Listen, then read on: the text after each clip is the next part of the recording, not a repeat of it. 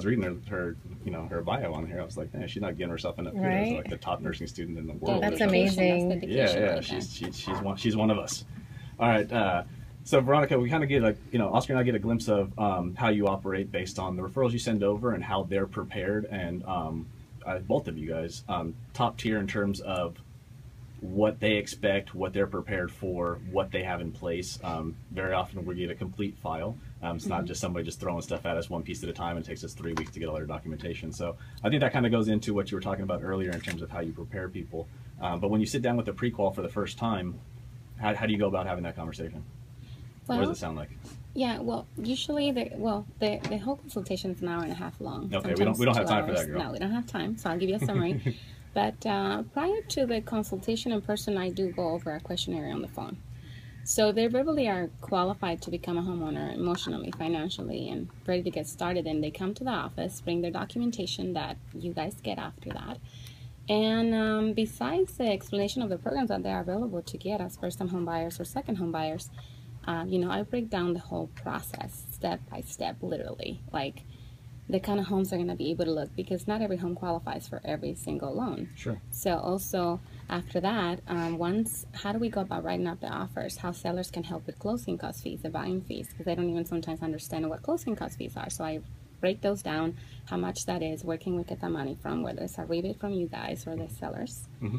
And after that, after finding a house, and I explain the kind of inspections they need to do, how the loan works, the appraisal value, the disclosures, the escrow instructions. I mean, like she said, if you have never bought a home before or you never use a proper agent, you're not going to know all those steps. So I like to make sure that they know those things up front so they're not in the limbo. The average realtor out there, all they care about is, do you have money? Are you pre-approved? Let me show you some houses. Right. We don't do that. We educate first, make sure they understand, answer their questions, and the client feels 100% ready emotionally, mentally, and physically to start the process. So how often do you get pushback from clients that don't want to do all of this? They just want you to go show properties? Because if that's the norm out there, that's probably what they're expecting some of the time. And that's why my team and I are working daily on getting better at the skills of over the phone, relaying the importance of why it's so important to meet. So to be honest with you, out of 10 times, 8 times people come to my office. Okay. Which I have a very good rate, because they understand. I mean, I tell them, look, no obligation. You can meet me. You're going to get some great information. If you decide to work with me, great. If not, we'll shake hands and you move on. But out of 10 times, 9 times they work with me. It works. That's a solid ratio. We need to up our game up. Got a 90% close rate over here. And I mean, I'm not special. I mean, I just love what I do, and I take this serious in terms of I'm going to work for you. Yeah, I'm going to be your agent, and I'm going to educate you and guide you. And people like that. People want somebody that is going to give them their all, Yeah, but don't discount yourself in the sense that you're special, in the sense that there's not a lot of us that work the way special. we work. You are special. So in terms of special. I mean, I don't want to be. All right. But, we'll call you special. Don't call yourself just special. a little We'll special, I guess. Okay, so talk to us a little bit about your marketplace in the Inland Empire versus down here. I'll tell you about what our marketplace looks like down here right now, and you tell us how yours compares. Awesome. Down here, I think that there's a lack of inventory. Homes are coming off the market relatively quickly. If your home's not sold in the first couple weeks, there's probably a price reduction needed, or your home's probably not sellable at this point. I see. I think that appreciation-wise, I think we're seeing growth, but nothing crazy. Mm-hmm. Interest rates still low, obviously. So give us a glimpse into what your market looks like and if it's any different from that. A little bit different. We have a lot of inventory over there. And homes, on average, for a seller to actually get his home sold right now, it's taking around 60-65 days. The prices are not increasing. They're kind of like stuck around the same price that we have had for the last couple months. But it's a lot of movement, a lot of buyers coming out again because of, tax season and summer approaching.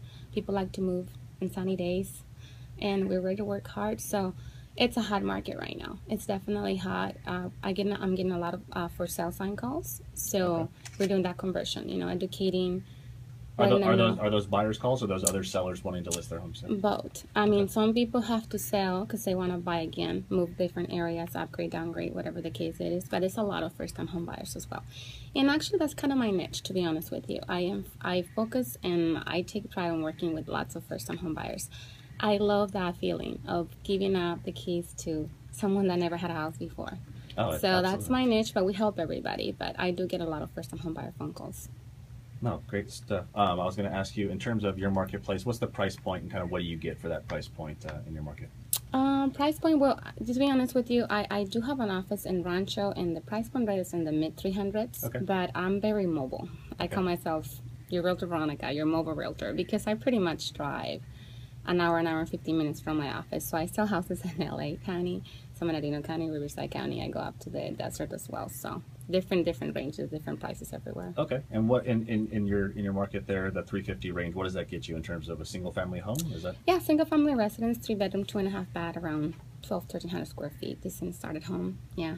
okay? Decent Great. area. Yes. And then you had sent over an article with regard to buying cheaper than renting in 3 of the 4 housing markets. Is that in your area, or was that just an article That was overview? in general, but Okay. I mainly, definitely focus on that. I tell that to the clients that call me, and I say, look, how much are you paying in rent right now? And most people's paying at least $1,500, $1,600, $1,700 in a decent community. Sure. Right now, you buy a property up to, which over there you could do, not in San Diego, up to 250, and your mortgage is Right around there. 1,700 as Yeah. well, with everything included, taxes, insurance, PMI. And that's not even taking into account that you get your tax write-off. It's not Correct. taking into account that you're actually paying down your mortgage. And you're I mean, making somebody else's investment, not yours. Yeah. So I tell them that, and they see that, and they say, okay, you know what? I'm tired of paying rent. You're right. Let me come to our office and see what we can do. yeah, it's all about that motivation and getting somebody off the fence to actually, do something. Getting Yes. somebody to do something is Stop something renting. that's not so easy. The money goes to the trash. The money does not go. Yeah, it does go to the trash. It does go to the trash.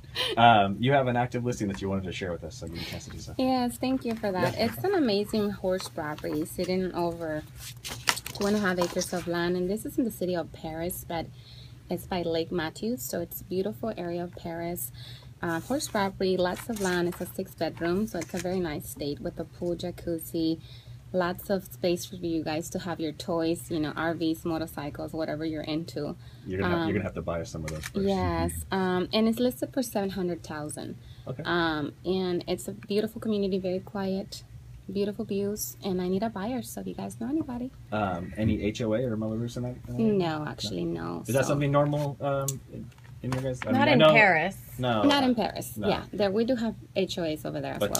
Temecula, Marietta yeah. is still. A lot more. And when Yes. do those bonds go away? 20, 20 Oh, or there's 30? well, with the area of Winchester, they're kind of starting all over again Oh, really? over there. So Okay. a lot of the older communities, so built in '88, is what the majority of the homes that are older there. Okay. Those are gone. are So starting yeah, to go but they're away. hard to find. There's not a lot of those for sale. Yeah. Well, And I forgot to provide the address. I'm sorry. that would help. The address is It's 2. 20. Yeah, go ahead. No, you got it. 21235 Ridgedale Drive in Paris. Okay, and then if someone wanted some information on that, how do they get a hold of you? VeronicaUriarte.com, or you can call me on my cell at 951-870-9752. No one's getting the spelling of your last name right, so expect phone I phone know. call. Expect I'm phone on calls. Facebook as well. Veronica Uriarte, Uriarte. Awesome. There you go. See, now it's better. They actually spelled it. Awesome stuff. Thank you for sharing that with us. When we get back, Nicole.